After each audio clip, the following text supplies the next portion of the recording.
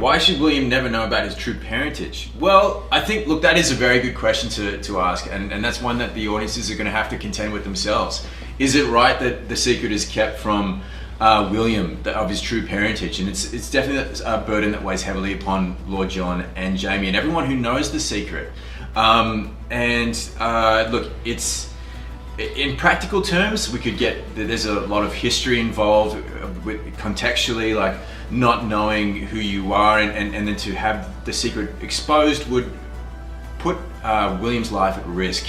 Everything that he's known about himself from a psychological point of view, but also everything that he owns, his estates, and his reputation would be ruined, which in the context of that time would be devastating.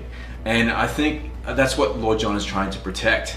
And also he thinks like Jamie's a pretty terrible father, honestly. Like, he doesn't.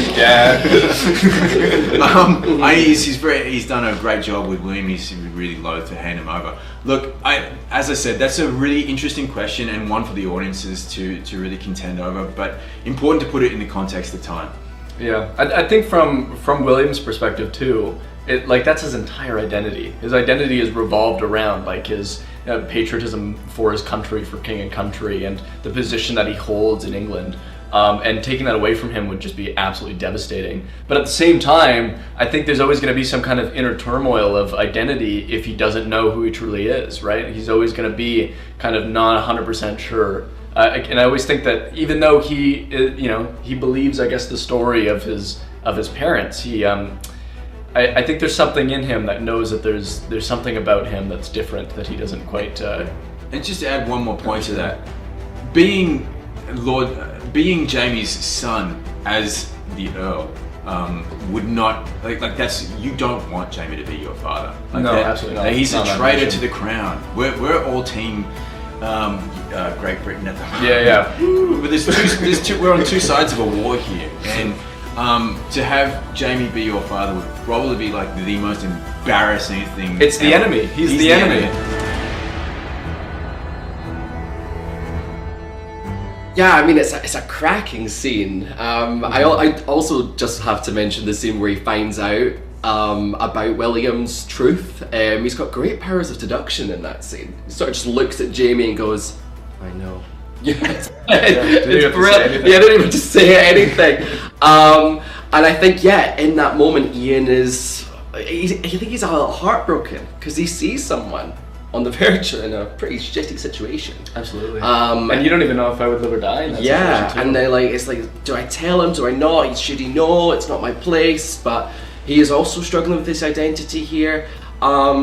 It's just a great scene, and lots of layers to play in it. It has one of my favorite lines. What is it? It's like the start of the scene when I'm gonna butcher this now, but when Ian says, "I've met Englishmen who'd say no." Oh, it's so good. So it's I'm excited. I love that scene. Love. One of my favorites. I thought it was pretty incredible. I mean, it's this big song that you sing at the end that basically sums up your deeds. It goes to show how much people lived for their saga. It was all very interesting. I've loved learning all about the Mohawk culture or the Cherokee culture through this show, and getting to work with so many incredible actors that from the Indigenous community has been honestly one of the greatest pleasures of my life. All of this information and stuff is so fascinating to me, and it's great to see it being shown truthfully. Well, one's wild, ferocious, and tattooed. Oh, come on. And the other is noble and lordly. I'm not selling myself very well. I cry a lot. On the verge of death right when she meets me. Yeah. I know there's a little red flag going on. He's a good listener, honestly. Yeah, exactly. Yeah, I'm laying there and I can't move because I'm so sick and almost dying. Yeah. You can tell me anything you want. Look, it's out of our hands. It's up to Rachel. Yeah, I mean, I'm Team William personally. But Maybe she doesn't choose either of us. You know? Yeah, that's true. Who knows? Look, I'm not coming not at this from the boring. perspective of his father. I'm just coming at this perspective of audience participant right here in this room. Keep telling yourself that. And Charles, I love you. I love you both, actually.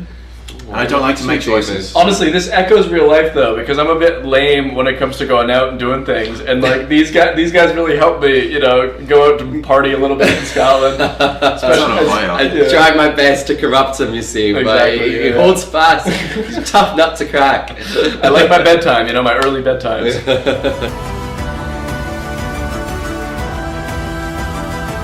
It was great. I mean, we had a fantastic prosthetic, and it was real. It was on my arm. They put this, I don't even know what you call it, this sleeve that had the injury on it. And I had this weird feeling when I was wearing it all the time because it looked so realistic.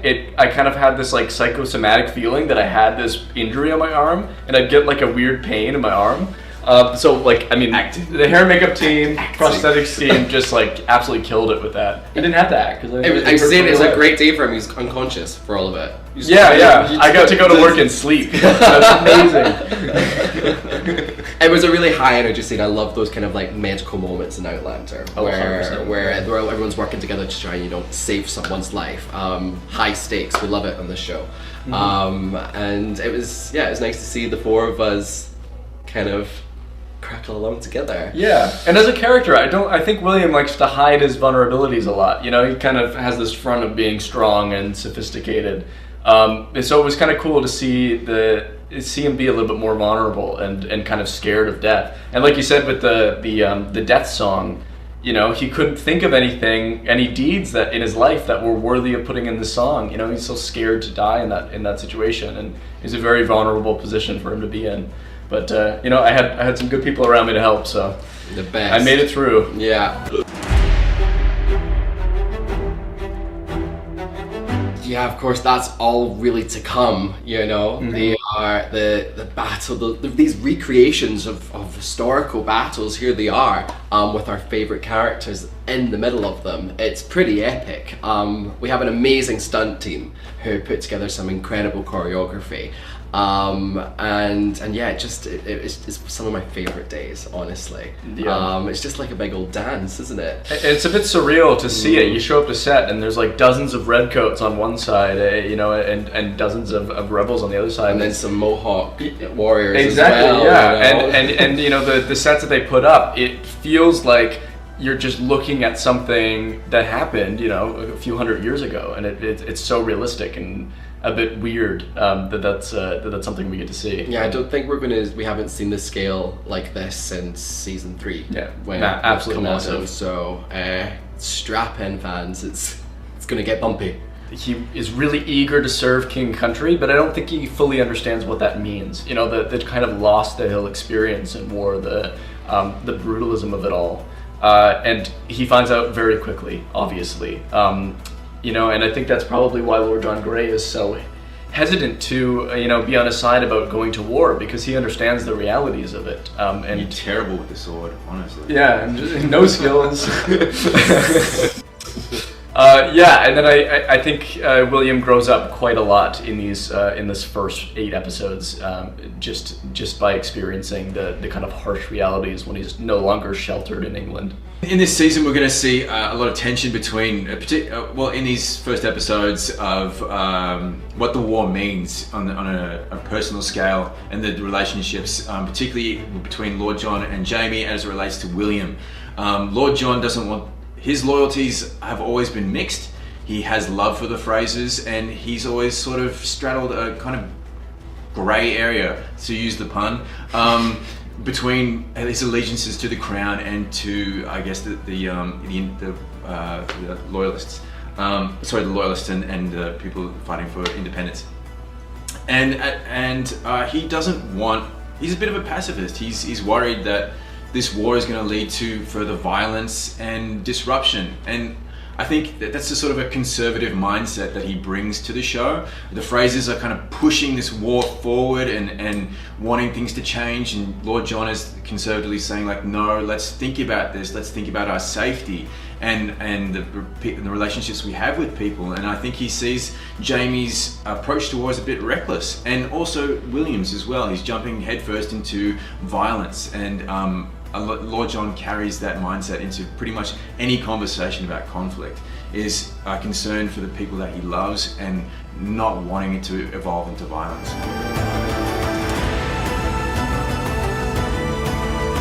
Sure, I mean, Ian has never been afraid to, you know, sort stuff out when needs be. But I think the toll that is taken on him having accidentally killed Mardinabug, this was someone that he loved and saw as part of his family. That changes it for Ian. Ian's always, I think, he kind of sees the world quite black and white. There's goodies, there's baddies, there's people that deserve to live, there's people that deserve to die. And here he is suddenly in another grey area, basically thinking like, am I the villain? You know? And almost feels like he potentially, does he deserve this fate? Then the big question for him though is, I may deserve it, but my family don't.